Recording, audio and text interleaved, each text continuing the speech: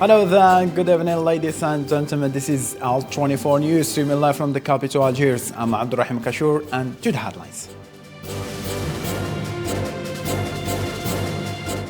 Vladimir Putin has said that Moscow is considering recognizing the independence of East Ukraine's two separatist regions, a step that would further escalate the Ukrainian crisis.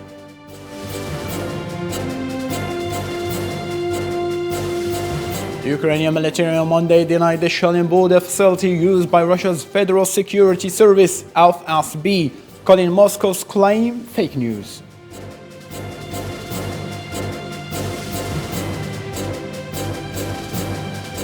Algeria and Qatar signed cooperation agreements and memoranda of understanding between the two countries after a session of officials, talks that brought together Algerian President of the Republic Abdelmajid Tebboune and the Emir of the State of Qatar, Sheikh Tamim bin Hamad Al Thani in Doha.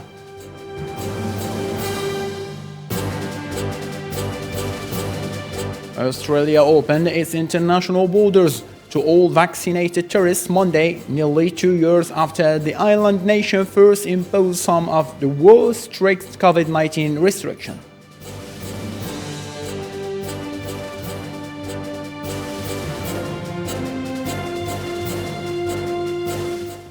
Hello there and welcome. This is Al24 World Latest. Russia President Vladimir Putin held a meeting with permanent members of the Security Council in Moscow as Russia-Ukraine tensions rise on the border of the self-proclaimed republics of Luhansk and Donetsk. Hossein Burgan on Watch Follow. In a speech during his meeting with the Russian Security Council, Russian President Vladimir Putin said that the authorities in Ukraine do not intend to implement the Minsk agreements and added that Russia is making great efforts to calm the situation in eastern Ukraine. After the coup d'etat in Ukraine in 2014, part of the population of this country did not accept because it was anti-constitutional. Blood was shed and a lot of innocent people died. These people wanted to establish their own independent states, Donetsk People Republic and Luhansk People Republic, and agreed on a ceasefire with Ukraine. But Kiev did not respect this agreement despite Russia's peaceful effort to calm the situation. Putin stated also that he is considering a request from eastern Ukraine's separatist region to recognize them as an independent region.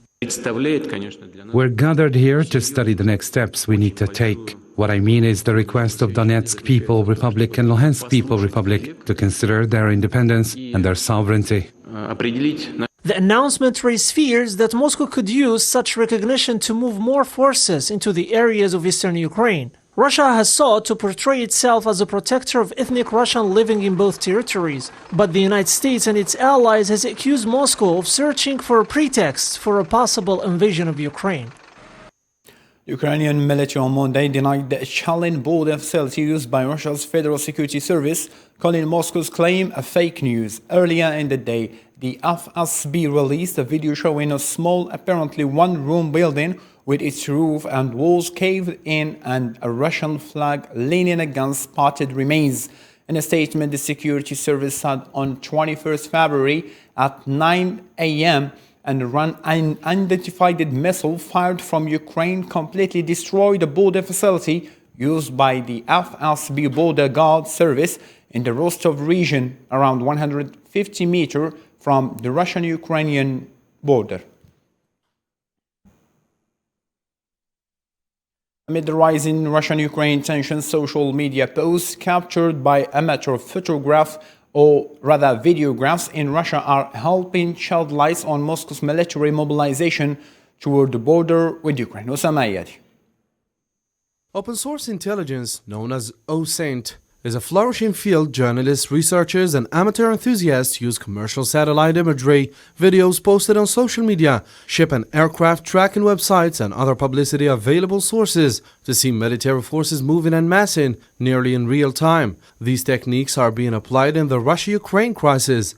Social media users are playing a key role in geopolitical contests over the world, from publicizing Russian troop movements on the Ukrainian border. Professional military analysts like Konrad Mozaika use videos posted to TikTok by Russian and Belarusian civilians as clues. We also rely to a large extent on satellite images, and this is in combination of TikTok videos. Everything combined, I think, gives us slightly better picture of what is actually going on. One of the reasons we know what's going on with Russia's military is social media, because videos of Russian troops massing on Ukraine's borders are being widely disseminated on TikTok. Pictures, videos, and maps published on social media, many of which have been published by ordinary citizens, give more details about how ready the Russian troops are along the borders with Ukraine. Even family videos have been published to give more clues, which reveal the movement of the troops on the field, as some wives published videos about their husbands who serve in the military during the troop deployment. In the small towns at the borders between Russia and Ukraine, local residents live their daily life after threats of a potential invasion from Russia to Ukraine. Some residents started leaving their homes to find shelter in a safer place. Nabil Khazini has more to clarify. In the front lines between Russia and Ukraine, the calm atmosphere of these villages hides a lot of fear among their citizens. The freezing weather is mixed with gunpowder smell, and the sound of war is just outdoors. This home was damaged by an explosion after alleged shelling by Russia-backed separatist forces. Хуже, чем 14-й год. Как-то было больше остановки. А сейчас вот каждый день до такой степени бьют, что это нервы не выдерживает. И некуда ж деться, понимаете? Villagers at the borders are the first to be targeted in case of an invasion, and no one can be safe. Ну скажите, куда? Вот я уеду с ними, вот, а кто нас там ждет? Куда я пойду? Кто меня примет? Ну на день, на два, а дальше? А здесь я приду на пустое место или на руины. It is always hard to leave one's native town, but residents of the Donbass region have no other choice to save their lives except giving a farewell to their land and take shelter in the hands of the one who will maybe write another page of bad memories, memories of war.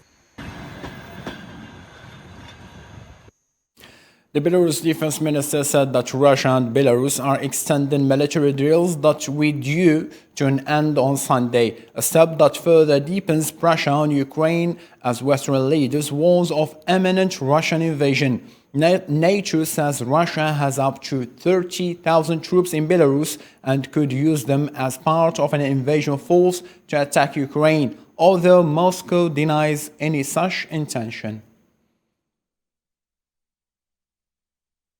Russian President Vladimir Putin and his US counterpart Joe Biden have agreed to a summit to be held only if Moscow does not invade Ukraine. France announced Monday following a frantic new round of diplomacy to avert an all-out war. Marwa Bel'aoui reports.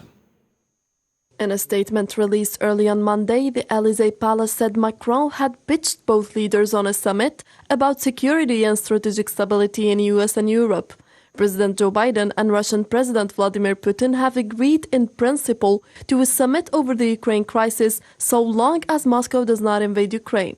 The statement said Presidents Biden and Putin have both accepted the principle of such a summit. The White House later confirmed the planned summit. In terms of engaging Russia, my job as a diplomat is to leave absolutely no stone unturned to see if we can prevent a war. And if there's anything that I can do to do that, I'm going to do it. President Biden has made very clear that he's prepared to meet President Putin at any time in any format if that can help prevent a war. Macron's office and the White House said that the substance of the summit would be worked out by U.S. Secretary of State Antony Blinken and Russian Foreign Minister Sergei Lavrov during a meeting planned for February 24th. The Russian and Ukrainian ambassadors to U.S. spoke on Sunday talk show circuit. Russian ambassador denied any invasion of Ukraine was planned, while he emphasized that Moscow's priority was the implementation of the Minsk agreement, which was designed permanently to stop war in eastern Ukraine. United States, it's very easy to stop such crisis. You have to persuade Kyiv to fulfill Minsk agreement. That's all. On the other hand, Ukrainian ambassador stated that whether Russia invades or not, her country was already at war. However, she still held the possibility of having a diplomatic solution. Not only on aggressor, which is Russia, but also on all of our friends and allies to get together and use every opportunity to still deter Russia from invading. While the possible summit offers hopes of a possible way out of the crisis, military tension remains high after neighboring Belarus announced that Russia would extend military drills in the country that had been due to end on Sunday. To a different matter now, the chargé d'affaires of the Embassy of South Africa in Algeria, Silo Patrick said that diplomatic forum for solidarity with the Sahrawi people, which Algeria hosted yesterday, witnessed the participation of 13 embassies in Algeria and 39 participants. He added that during his presentation of the outcomes of the meeting and presence of the Sahrawi ambassador in Algeria, Abdelkader Talib Omar, and the head of the Algerian National Committee for Solidarity with the Sahrawi people. Let's have a listen. Undertaken by the embassies in Algeria, which are also accredited to Sahrawi Arab Democratic Republic. The meeting was attended by close to 13 embassies with the participation of close to 29 people. During the meeting, we expressed our solidarity with the people and the government of Sahrawi Arab Democratic Republic as the people and the government of Western Sahara are currently in the struggle for self-determination and independence. Algeria and Qatar signed cooperation agreements and memoranda of understanding between the two countries after a session of officials talks that brought together Algerian President of the Republic Abdelmajid Tebboune and the Emir of the State of Qatar Sheikh Tamim bin Hamad Al Thani in Doha. President Tebboune met representatives of the national community established in Qatar. More details with Zahra Farjani.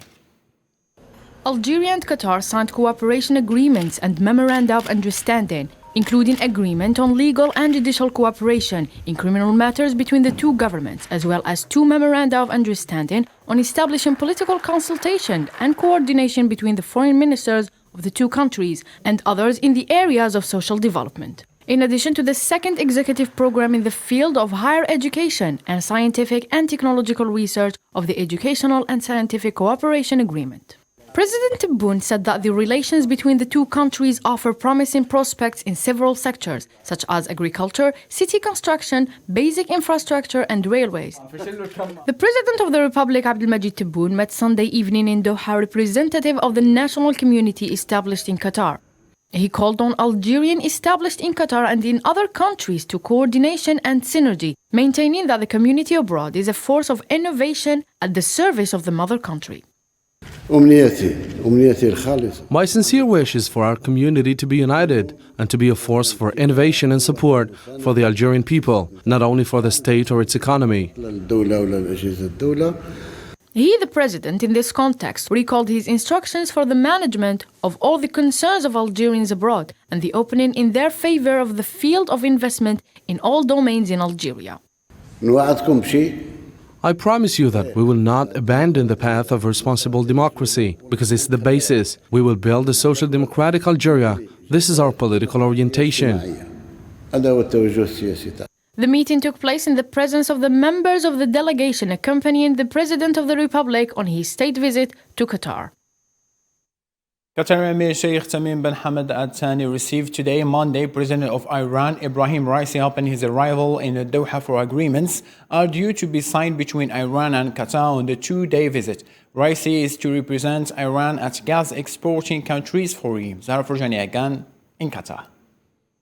Iran's President Ibrahim Raisi arrived in Doha today for his first visit in 11 years to participate in the gas exporting countries forum. Raisi's visit to Qatar comes as nuclear talks continue in Vienna, aimed at reviving the deal between Iran and world powers. The negotiations have seen limits imposed on Iran's nuclear program in exchange for sanctions relief. Qatari's emir held a joint press conference with Iranian president and said that Qatar is prepared to do what it can to help secure a solution that is agreeable to all parties in Vienna. With the Iranian president, we talked about Vienna and the talks that are ongoing there. We also talked about stability in the region, and the Qatari government is following up on that and is hopeful that in the very near future, the Iranian president has urged the United States to prove its willingness to lift sanctions in indirect talks to salvage the 2015 nuclear pact. And the United States has to show its intention to lift sanctions. And in order to reach a conclusion, it is necessary that the sanctions be lifted. Earlier, Qatar and Iran have also signed bilateral agreements in the first visit by the Iranian president, during which Raisi will attend the gas exporters summit on Tuesday. We decided that in the fields of economy, infrastructure, and business, also culture, we should follow up very seriously how to expand our cooperation. Before heading to Qatar, Raisi expressed hope his visit would boost ties with other Gulf Arab states and stressed Iran's status as major oil and gas producer and founding member of the Gas Exporting Countries Forum. Iranian Foreign Minister spokesman said at a weekly press conference that talks in Vienna on reviving the 2015 nuclear deal between Iran and world powers had made significant progress. Separately, Iran's top security official Ali Shamkhani said that talks with European negotiators are ongoing and will continue, while negotiations with the United States are not on the agenda because they will not be the source of any breakthrough. A fighter jet crashed into a stadium in a city in northwest Iran. The country's state-run news agency reported today the crash killed 2 pilots and a civilian.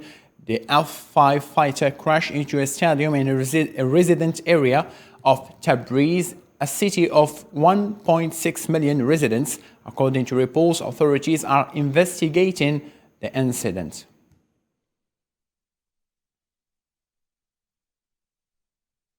Still in Asia, and with the helping news for Australian citizens living abroad and all tourists who love the island nation. An Australian opened its international borders to all vaccinated tourists today, Monday, nearly 2 years after the island nation first imposed some of the world's strict COVID-19 restrictions. Australia opens its international borders to all vaccinated tourists Monday, nearly 2 years after the island nation first imposed some of the world's strictest COVID-19 travel restrictions. National Security Cabinet has decided today that Australia will reopen our borders to all remaining visa holders on the 21st of February of this year. The first flight into Sydney Airport will arrive from Los Angeles at 6 a.m., followed by arrivals from Tokyo, Vancouver and Singapore.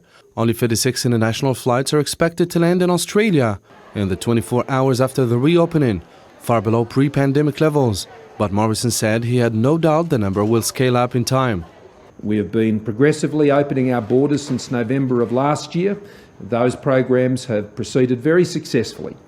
Whether it was the programs we had in place with New Zealand or Singapore, and then with Japan and South Korea, opening up to international students and backpackers and economic migrants who are coming to Australia.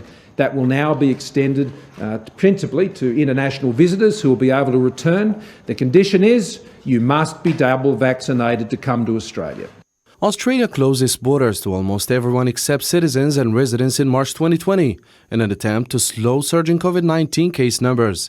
Morrison stated that tourism in his country had lived a severe situation as the number of tourists decreased during the pandemic lockdown.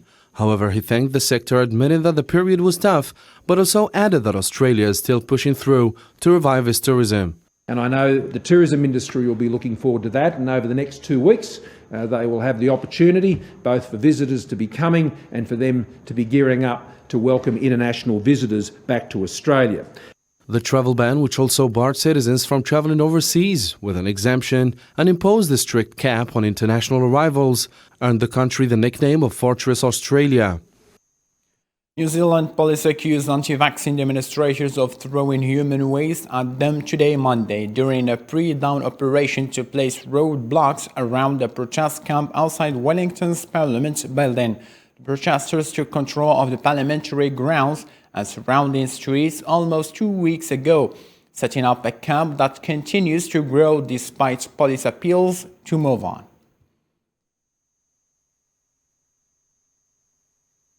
Vaccine passes were a way of ensuring that within the relatively free system of the traffic lights, that people who were in high-risk places had some layer of protection.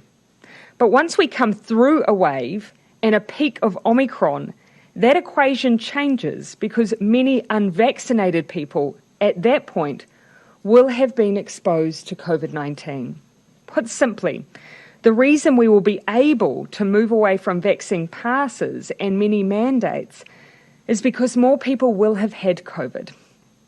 So in the same way that coming out the other side of the peak will give us the chance to step down through the traffic light system and ease things like gathering limits, it will also enable us to move on from vaccine passes and ease mandates in places where they are less likely to impact on vulnerable people. They will remain important in some areas, though, for some time. The streets surrounding Canada's parliament are suddenly silent. The Ottawa protesters who pledged to never give up have mostly vanished, forced away by riot police. The constant boom of trackers' alarm has stopped. However, the tracker protests, which expanded to the point where it shut down important portion of the capital city for weeks and closed a number of Canada-US border posts, might resonate for years in Canadian politics and possibly south of the border. China accuses Australia of spreading false information after accusation from Canberra that a Chinese ship aimed a laser at the Australian military plane. Bilateral relations have been strained for several years against the backdrop of commercial but above all diplomatic dispute, Beijing taking a dim view of the strengthening of the alliance between Australians and Americans to contain Chinese influence in Asia Pacific.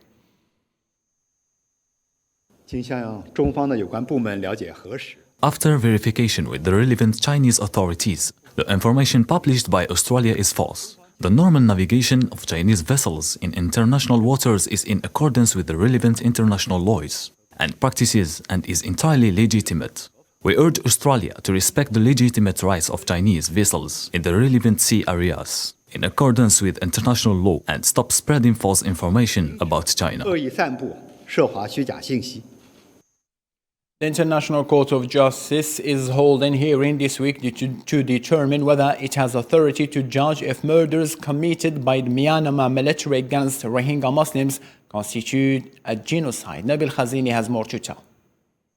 And a glimmer of hope for the Rohingya living in refugee camps in southeastern Bangladesh. The International Court of Justice in The Hague will hold hearings this week to determine whether it has jurisdiction to judge if atrocities committed by Myanmar's military against Rohingya Muslims constitute a genocide. If the court decision comes out in our favor, the military government will come under international pressure and hopefully agree to give us citizenship.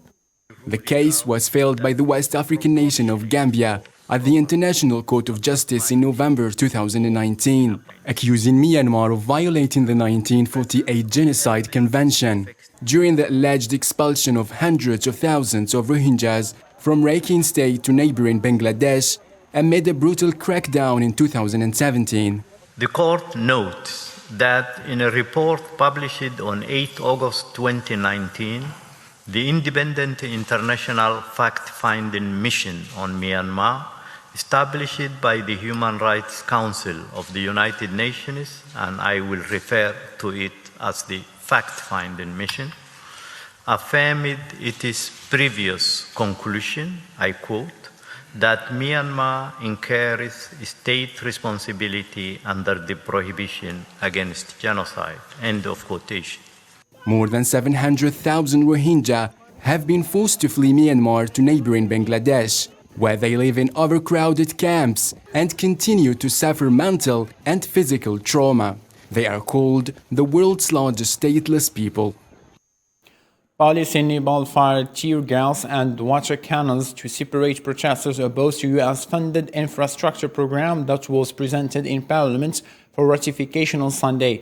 A U.S. government aid agency called the Millennium Challenge Corporation agreed in 2017 to provide $500 million in grants to fund a 300-kilometer electricity transmission line and the road improvement project in Nepal. To the Middle East now, where Lebanon is facing a hard financial crisis for a long time now, and due to a lack of electricity and life needs, the Lebanese choose to immigrate for a better living condition and to at least ensure a decent life. Sofiane Kanchouri. Lebanon is mired in its worst crisis since 1975-90 civil war, with banks imposing tight restrictions on how much cash savers can withdraw, forcing even those with money to think more carefully before they spend. The financial crisis made Lebanese live under the hardest level of poverty and missing of life needs. As well as electricity, some are supporting and working in anything, especially recycling, and for others, the only solution is to leave the country for better conditions.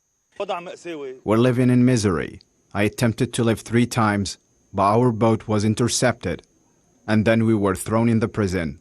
Europe became the destination of Lebanese to look for at least a normal life, with a minimum of life needs, which is for the moment much better than the conditions and the financial crisis in Lebanon. Our pockets are empty. The international community is ready to help Lebanon, but politicians are refusing to be honest and fight corruption. Saudi Arabia's foreign minister said on Saturday, Lebanon must offer stronger signals that is serious about reform to secure support from international community as it struggles with the financial crisis. Meanwhile, Prime Minister Najib Mikati indicated early in February difficulties in agreeing a financial recovery plan critical to steering Lebanon out of its devastating economic collapse, calling it a kamikaze operation. To fight irregular migration and the smuggling of supplies, guns and tranquilizers, the Dominican government began construction on a wall on Sunday that would take almost half of the 392-kilometer border with Haiti. It's also sole and land neighbor, while the two countries share the island of Hispaniola.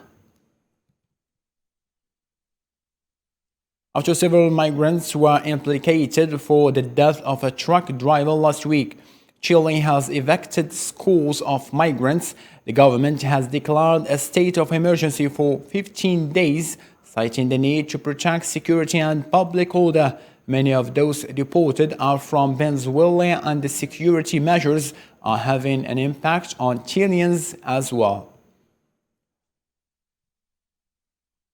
A devastating wildfire in the province of Corrientes in the northeastern Argentina has swept almost 8,000 square kilometers of land, or nearly 10% of the region's area. Firefighters from Argentina, Bolivia, and Brazil are working 24 hours to extinguish the fires. Islam Seed has more to clarify.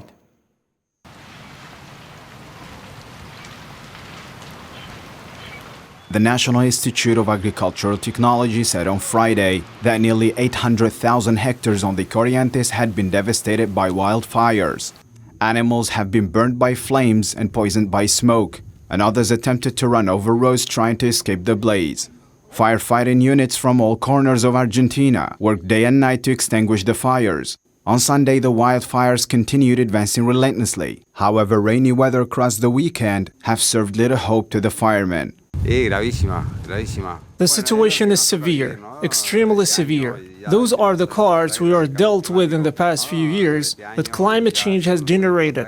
These fires of great magnitude that are very hard to control, not just in Argentina, but in the world. Forecasters said that the light rains are expected to continue throughout the whole week. Corrientes province is the most affected region, where at least 9% of its territory is devastated in 8 separate areas. This is a typical, historic, never happened. We never lived with something like this. We were really overwhelmed. This is what I can tell, you know. This is a blow for the province of Corrientes. It's believed that natural factors have caused the wildfire, including dryness from drought and strong winds. Approximate losses are said to be more than $240 million. An expert said the area could recover after years. Campaigns led by public figures to raise funds for the victims, and donations of basic goods are pouring into the area.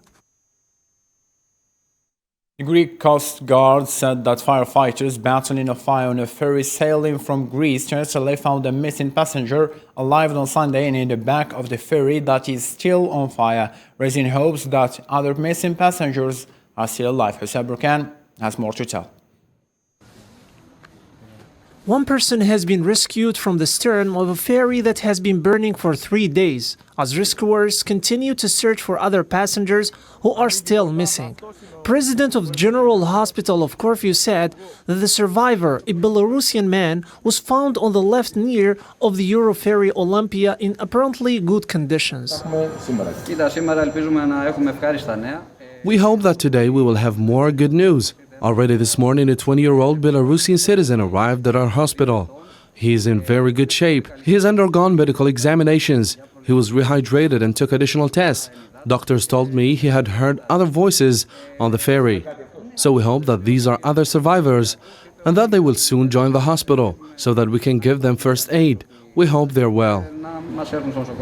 When the fire broke out early Friday morning, rescuers were able to evacuate at least 281 of the 292 passengers and crew of the Italian-flagged Euroferry Olympic. But the Coast Guard and the ferry operator believe 11 passengers are still missing. For 3 days, firefighters have been attempting to put out the fire and cool the hull of the 183-meter ferry that the emergency crews may board and rescue any survivors. The death toll has yet to be reported by the authorities.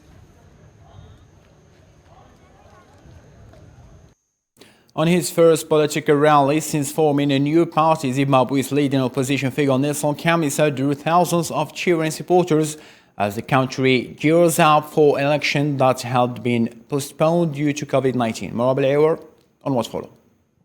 This is a new political party. Zimbabwe's main opposition leader held a rally in one of the poorest suburbs under strict conditions that police set. Police maintained a heavy presence in and around the area where the rally was held. Chamisa formed the Citizens Coalition for Change party in January, making a break from the country's long-time opposition party, the Movement for Democratic Change. Triple C is a declaration one declaration there with Triple C is the next government in Zimbabwe. The courts later ruled that Chamisa was not the legitimate leader of the MDC, a decision that handed control of the party to rivals seen as close to Mnangagwa. Chamisa was no longer the leader of MDC's Member of Parliament and was not able to use the party's headquarters or access state funding to the party. Politically volatile Zimbabwe is to hold elections to fill more than 130 vacant parliamentary and council seats on March 26th. You can capture the leaders, you can never capture the people. The elections are largely viewed as a test for next year's general election. While Chamisa's party is new, the problems that have prevented the opposition from taking over power in Zimbabwe remain. These include arrests, detentions, beatings, harassment, and alleged partisan security forces that act in favor of the ruling party. For decades, an overcrowded and decaying housing complex in one of South Africa's worst townships has adhered to one rule: no maize permitted. Often found in mines and on the outskirts of cities, residents have been attacked and raped in these areas, which have now become a criminal hangout. Sofian Kanchouri. As a part of South African national census, enumerators visit women's homes in Alexandra, one of the largest townships in Johannesburg. Here, thousands of black women lived cramped into the filth and fear of crime, without running water or electricity for days. It's serious. We are not making it. We are staying in the see the place, how the places look like, because there is no electricity, there's no water. The hostels serve as stark reminders of South Africa's strategy past as well as its contemporary woes. They are so closely associated with criminality that cops will not always enter. Several administrations have vowed to renovate the hostels, but the promised funds have yet to materialize. Each flat comprises a single room with a single mattress, but lots of inhabitants. The rent is cheap, about $6 a month, but it's rarely paid. Re phela re tshohile. So we had enough, Papa. The hostel is originally designed for men, and it's an invasion of white racist regime to provide a reserve of black labor, often used in mines and confined to the periphery of cities. They have since become criminal hangouts, where residents are assaulted and raped. The NBA celebrated its 75th anniversary team during halftime of 2022 NBA All-Star Games at Cleveland's record-filled house on Sunday in what was one of the most anticipated events of the weekend. Islam Seed on Watch Follow. In the 75 years of the NBA, let's go! An incredible array of basketball talent spanning 8 NBA decades was celebrated at halftime of League's annual All-Star Game, from 89-year-old Bob Pettit to 27-year-old Giannis Antetokounmpo. The NBA announced its 75th anniversary team early this season, and those 76 players who are MVPs were celebrated in a ceremony on Sunday. In a great and nostalgic celebration of NBA history, the league honored its 76 greatest players in an amazing collection of stars. Many notable names haven't been among the attendance: Russell Westbrook and Steve Nash. Allen Iverson to LeBron, who's with Allie LaForce. The players were introduced according to their positions: forward, centers, and guards. Michael Jordan was the final player to be named. LeBron James and Kobe Bryant, who passed away, received the loudest cheers from fans. Kobe Bryant. Pettit, the NBA's first MVP, was looking forward to the celebrations, which involved catching up with some of his former teammates. Elvin Hayes, one of the game's best scorers and rebounders, is one of the 76 greatest players who cannot go unnoticed. The NBA's 76th anniversary team ceremony was a historic parade of stars, young and old, since the league's inception in 1946 and 1947. And from America to England, Manchester United boosted its hopes of securing a top 4 finish as the Red Devils topped Leeds 4-2 away in a thrilling encounter. Extremely wet conditions, the visitors went 2 goals ahead after Harry Maguire and Bruno Fernandes scored before the break. However, Leeds responded just after half-time with Rodrigo and substitute Rafinha both finding the net. Unlike many times this season, the Red Devils had a response after squandering a lead to Manchester United substitutes. Fred and Anthony Elanga went on the score-sealing victory. Ralph Rangnick's side remains 4th in the Premier League table and is now 4 points clear of the 5th place West Ham. And just after the game, the Man U manager Ralph Rangnick said it was a really special game to watch. Let's hear it. Yes, but I mean, it was a great game to watch if you were not one of the 2 managers of the 2 teams. But for us, highly important that after conceding those 2 goals, that we showed a fantastic reaction, showed maturity and unity on the pitch, and that's why I'm proud of what the boys did today. Obviously, they had 15 minutes in the second half where the first goal sets them off. Really, it's a really lucky goal to score. Unfortunate on our behalf, and then they get the crowd behind them. The tails are up, and they managed to get the second. And I'm really proud of the lads and pleased in the way that we stuck together. We grouped. And that probably was the problem for us. We think that we are in a great position. We start to be a little bit sloppy on the passes, on the pressure, and they get away with 2 goals. Obviously, I think in the second half was a fault, but either way. The most important was the reaction after that, and that reaction made us win the game. Ending up with the English Premier League, let's have a reminder for our main stories. Vladimir Putin has said that Moscow is considering recognizing the independence of East Ukraine's 2 separatist regions, a step that would further escalate the Ukrainian crisis.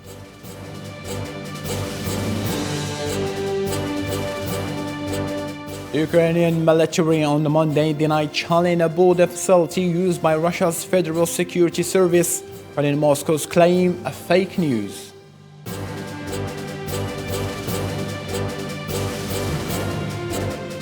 Algeria and Qatar signed cooperation agreements and memoranda of understanding between the 2 countries after a session of official talks that brought together Algerian President of the Republic Abdelmajid Tebboune and the Emir of the State of Qatar, Sheikh Tamim bin Hamad Al Thani.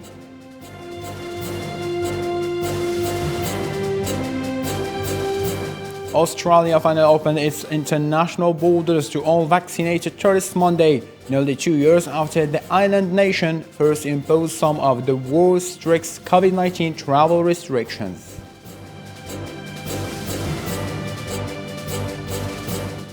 To this end, ladies and gentlemen, thank you so much for being with us. Our 24 program is still rolling, so for further details, stay with us. Have a blessed evening.